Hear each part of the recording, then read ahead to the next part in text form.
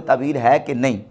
تو اس کی تعویل کیجئے گی جس طرح کے محدثین نے صوفیہ کے شطیات اور حالت غیبت و محو میں جو ان سے چیزیں صادر ہوئی ہیں ان کی تعویل کی ہے محدثین نے، اور محدثین نے وہ تعویلات کی ہیں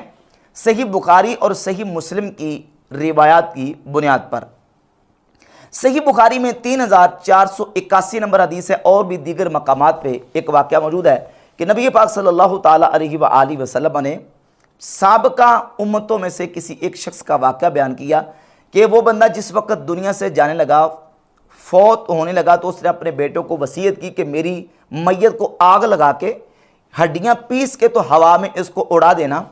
اور اس نے یہ مرتے وقت کہا لئن قدر علی ربی لیعذبنی عذابا ما عذبہ بہ احدا، اگر میرا رب، اب یہاں لفظ ہے قادرہ، ایک معنی یہ کہ اگر میرے رب نے مجھ پر تنگی کی تو وہ مجھے وہ عذاب دے گا جو اس نے کسی کو عذاب نہیں دیا ہوگا، اور دوسرا اس کا معنی یہ ہے کہ اگر میرے رب نے میرے اوپر قادر ہوا، میرا رب مجھے پکڑنے پر قادر ہوا تو وہ مجھے وہ عذاب دے گا کہ جو عذاب اس نے کسی کو نہیں دیا ہوگا۔ اب یہ جو ترجمہ ہے کہ اگر میرا رب مجھ پر قادر ہوا، اس نے مجھ پر قدرت پائی، اس سے اللہ رب العزت کی قدرت میں شک یا اس کی نفی ثابت ہوتی ہے کہ وہ بندہ اللہ کی قدرت میں نعوذ باللہ تعالیٰ شک کرنے والا تھا یا اللہ تعالیٰ کی قدرت کا انکار کرنے والا تھا۔ اب یہ جو جملہ ہے، اس جملے کے اوپر شارحین حدیث نے کیا تبصرہ کیا، اور دوسری حدیث میں اس کے ساتھ اور ملا دوں،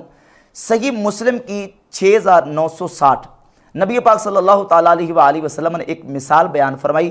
کہ اللہ رب العزت اپنے بندے کی توبہ پر اتنا خوش ہوتا ہے، اس سے بھی زیادہ خوش ہوتا ہے کہ فرمایا کہ کوئی شخص وہ اپنی سواری لے کے جنگل بیابان میں گیا، اور سواری کے اوپر کھانا بھی تھا، پانی بھی تھا، اور اس کی سواری وہاں گم ہو گئی۔ پھر وہ سواری تلاش کرتا رہا حتیٰ کہ اس کو سواری نہ ملی، اور وہ ایک درخت کے سائے میں لیٹ گیا۔ پھر اچانک اس کو وہ سواری اس جنگل و بیابان میں مل جاتی ہے، اور وہ اپنی سواری کے ملنے پر اتنا خوش ہوتا ہے، شدت خوشی میں اس نے یہ کہا کہ یا اللہ تو میرا بندہ ہے اور میں تیرا رب ہوں۔ اخطأ من شدت الفرح، اس نے یہ کلمات جو کہے ہیں وہ شدت خوشی میں کہے، اور شدت خوشی میں اسے یہ خطا ہو گئی۔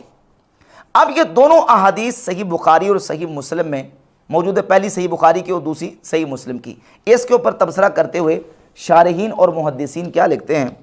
امام ابن حجر عسقلانی فتح الباری شرح صحیح بخاری میں جلد نمبر 6 صفحہ نمبر 648 پر لکھتے ہیں وَأَظْهَرُ الْأَقْوَالِ أَنَّهُ قَالَ ذَلِكَ فِي حَالِ دَهْشَتِهِ، کہتے ہیں کہ اقوال میں سے ظاہر یہ ہے کہ اس شخص نے یہ بات دہشت کی حالت میں کہی،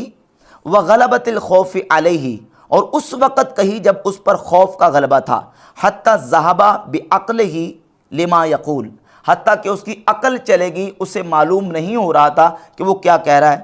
وَلَمْ يَقُلْهُ قَاصِدًا لِحَقِيقَةِ مَعْنَهُ، اور اس نے یہ جملہ اس کے معنی کی حقیقت کا ارادہ اور قصد کرتے ہوئے نہیں کہا، بل فی حالت کان فیہا کالغافل والزاہل والناسی، بلکہ اس نے یہ جملہ اس حالت میں کہا جب وہ غافل، بھول جانے والا، ذہول پذیر ہونے جو نا وہ اس کو ذہول لاحق ہو گیا تھا، والناسی، اور وہ بھول گیا تھا، اس شخص کی طرح ہو گیا، الذی لا یؤخذ بما یصدر منہ، جس شخص کے اوپر مواخذہ نہیں کیا جاتا اس وقت جو اس سے چیز صادر ہوتی ہے۔ یہ امام ابن حجر عسقلانی کی عبارت ہے، اور یہ امام نووی رحمۃ اللہ کی شرح صحیح مسلم ہے، اور اس میں اسی حدیث کے اوپر تبصرہ کرتے ہوئے امام شرف الدین نووی رحمۃ اللہ فرماتے ہیں وقالت طائفتن، ایک گروہ نے، علماء کے ایک گروہ نے یہ کہا، اللفظ علی ظاہرہ، لفظ اپنے ظاہر پر ہے، ولیکن قالہ ھذا الرجل وہو غیر ضابط لکلامہ،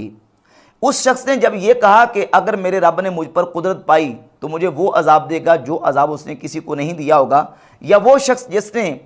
شدت فرح میں غلطی کرتے ہوئے یہ کہا کہ یا اللہ تو میرا بندہ ہے اور میں تیرا رب ہوں۔ امام نووی فرماتے ہیں کہ اس شخص نے یہ بات اور یہ جملہ کہا تھا اس وقت ہوا غیر ضابط لکلامہ، وہ اپنے کلام کو ضبط کرنے والا نہیں تھا، ولا قاصد لحقیقت معنہ، اور نہ ہی اس کے معنی کی حقیقت کا ارادہ کرنے والا، ومعتقد لہا، اور نہ ہی اس کا اعتقاد رکھنے والا، بل قالہ فی حالت غلب علیہ فیہا الدہش والخوف وشدت الجزع، بلکہ اس نے یہ جملہ ایسی حالت میں کہا جبکہ اس کے اوپر دہشت، خوف اور شدت جزع یعنی بہت زیادہ غم کی کیفیت آ رہی تھی، بحیث ذہب تیقظہ وتدبر ما یقولہ، اس حیثیت میں کہ اس کا تیقظ بیدار مغزی اور اس کا تدبر اس وقت جا چکا تھا، فسارا فی معنی الغافل والناسی، تو وہ غافل اور بھولنے والے کے معنی میں ہو گیا، وہذہ الحالۃ لا یؤخذ فیہا، اور یہ وہ حالت ہے جس پر مواخذہ نہیں کیا جاتا، وہو نحو قول القائل الآخر الذی غلب علیہ الفرح، کہتے ہیں یہ اس قائل کے قول کی طرح ہے جس پر فرح اور خوشی کا غلبہ ہو گیا، حین وجد راحلتہ، جب اس نے اپنی سواری کو پایا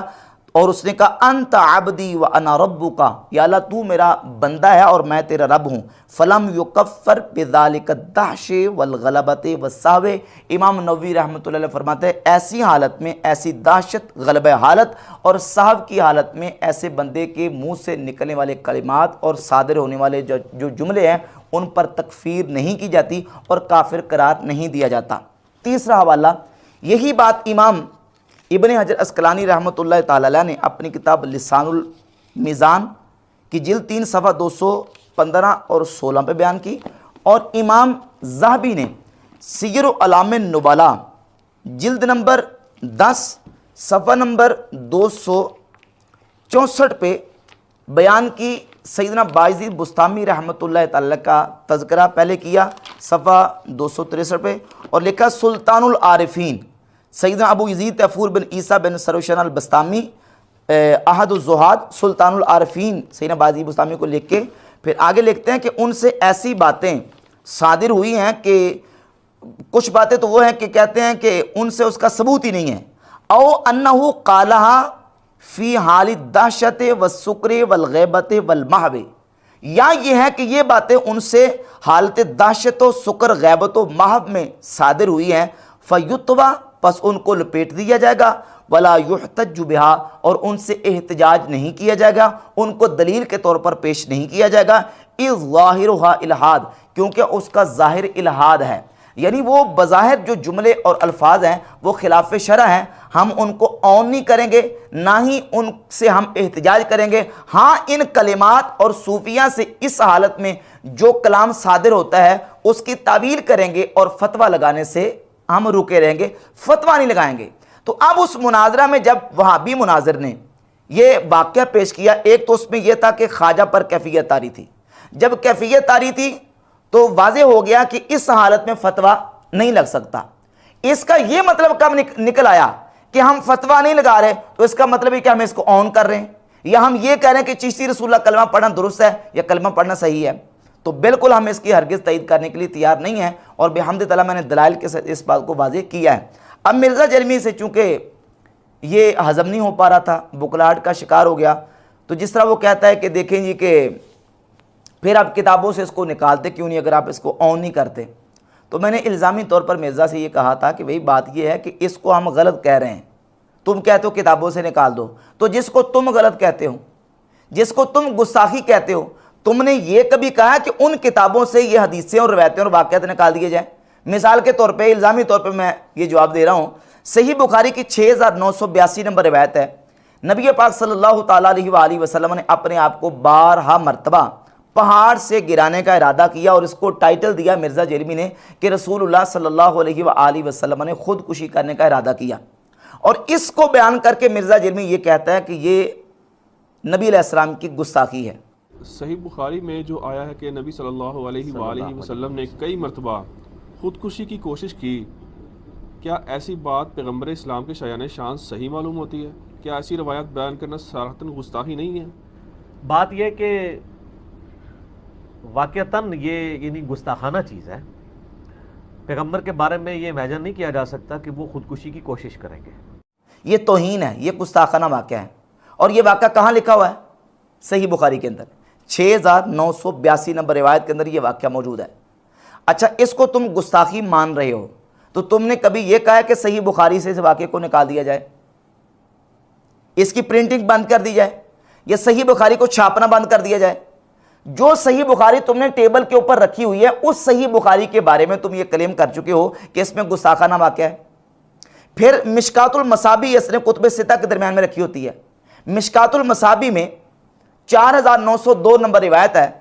और यही रिवायत इमाम बुखारी की अल अदबुल मुफरद में 991 नंबर और मुस्नद अहमद इब्न हंबल में भी ये रिवायत मौजूद है कि मन तअज़्ज़ा बिअज़ाइल जाहिलियत फ़अइद्दूहु वला तकुनु, जो जाहिलियत के नसब पे फ़ख्र करे तो उसे कहो कि अपने बाप का आला तनासुल काट के मुंह में रख ले और किराया न करे। इसका तर्जमा भी यही मिर्ज़ा ने किया है और कहा है कि ये अल्लाह के नबी अलैहिस्सलाम की गुस्ताखी है, इसको मानो और बेईमान हो जाओ। और इसको नासरुद्दीन अलबानी ने अस्सिलसिलत व हदीस सहिया में सही माना हुआ है और इस्लाम 360 ऐप में ये रिवायत आज भी मौजूद है। और वो रिवायत मिशकातुल मसाबी जो मिर्ज़ा के टेबल के ऊपर पड़ी हुई है उसमें मौजूद है। कभी तुमने ये कहा कि मिशकातुल मसाबी से ये रिवायत निकाल दी जाए, ये रसूलुल्लाह की गुस्ताखी हो तौहीन है। मिशकातुल मसाबी की प्रिंटिंग बंद कर दी जाए, अल अदबुल मुफरद की प्रिंटिंग बंद कर दी जाए, मुस्नद अहमद इब्न हंबल की प्रिंटिंग बंद कर दी जाए। ये मशवरा तसव्वुफ की किताबों के बारे में तो तुम दे रहे हो जिनका ना कोई मुहक्किक है, ना जिसकी किसी ने तहकीक की है, और वो किताबें ऐसे बगैर तहकीक के छपती आ रही हैं, ना उनकी कोई तहकीक करने वाला। ये तो हदीस की किताबें हैं, इन पर तो तहकीकात लोगों ने की हैं। तो तुमने मशवरा देना था अपने बाबा ज़ुबैर रज़ी को कि इसमें से ये रिवायत निकाल दो, ये रसूलुल्लाह की गुस्ताखी है। उनके बारे में तुम ये क्यों नहीं दावा कर रहे और क्यों नहीं तुम मशवरा दे रहे कि इसकी प्रिंटिंग बंद कर दी जाए? बुखारी मुस्लिम की कई ऐसी हदीस हैं जो कि जितने गुस्ताखाने रसूल दुनिया में गुजरे हैं वो सारे उन्हीं को कोट करी जा रहे हैं। कारी नीब डार साहब ने कहा जी मैं नहीं मानता इनको, सिंधों की छोड़ दो मैं नहीं मानता, जैसे आपने कहा तरीफ अली, इनका आप क्यों दिफा करते हैं? हम अहादीस की तावील करते हैं और मैं बार बार भी कहूंगा नीब डार साहब को भी, गामदी साहब और इनके साथियों को,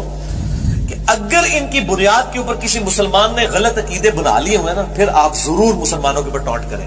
और अली उल हसन नकवी साहब ने मिर्ज़ा से सवाल किया कि जितने गुस्ताखाने रसूल और जितने मुनकिरीन हदीस हैं वो सही बुखारी से रिवायात पेश करके साबित करते हैं कि सही बुखारी में रसूलुल्लाह सल्लल्लाहु अलैहि वसल्लम की गुस्ताखी मौजूद है, तो आप सही बुखारी का दिफा क्यों करते हैं?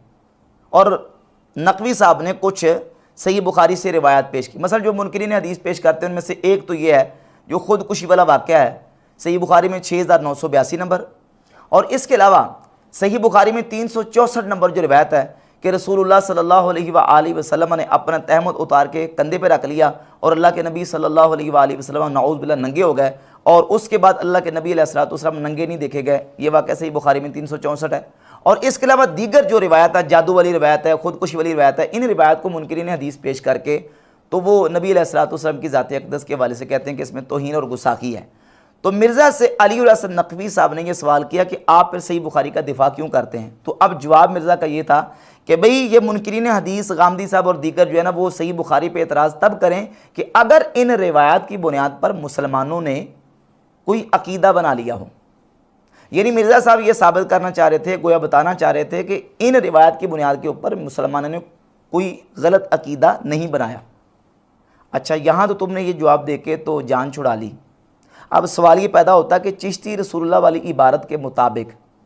पूरी दुनिया कायनात में कौन सा सुन्नी बरेलवी मुसलमान है जिसने इसके मुताबिक अपना अकीदा बना लिया और जिसने कम अज़ कम यही कहा हो कि चिश्ती रसूलुल्लाह कलमा पढ़ना दुरुस्त है, ये पढ़ना चाहिए। अकीदा तो दूर की बात है, किसी ने सिर्फ इतनी हद तक कहा हो कि ये पढ़ना दुरुस्त है और जायज़ है और सही है, कोई वो बंदा दिखाओ, कोई आलिम दिखाओ, कोई एक आम सादा मुसलमान दिखा दो, कोई नहीं है। जब सही बुखारी की बात आती है रिवायात की तो तुम कहते हो ठीक है वो अपनी जगह पे मौजूद है, लेकिन किसी मुसलमान ने उनको अपना अकीदा नहीं बनाया, अगरचे वो वाक़यात सही बुखारी में आए हैं। तो तसव्वुफ़ की किताबों में जो बातें आई हैं और जो खिलाफ शरअ और गलत बातें हैं, जिस तरह ये चिश्ती वाला वाक़या है, इस वाक़े की बुनियाद पर कौन सा सुन्नी मुसलमान है जिसने अपना ये अकीदा बना लिया हो? तो लेने के बाट और देने के बाट मिर्ज़ा के और हैं। अपने ऊपर को बात आए तो जवाब और देता है और अपने मुखालिफिन के बारे में कोई बात आए तो उसका जवाब का अंदाज और होता है। तो बहरहाल बेहम्द ताला मैंने दलाइल के साथ मिर्ज़ा जेलमी का ये जवाब मुंह तोड़ दिया है और मिर्ज़ा जेलमी इस वक्त नहायत बुखलाहट का शिकार है और मिर्ज़ा जेलमी का जो सारा मुकदमा था अल्लाह के फजल व करम से हमने जड़ से उखाड़ के फेंक दिया है।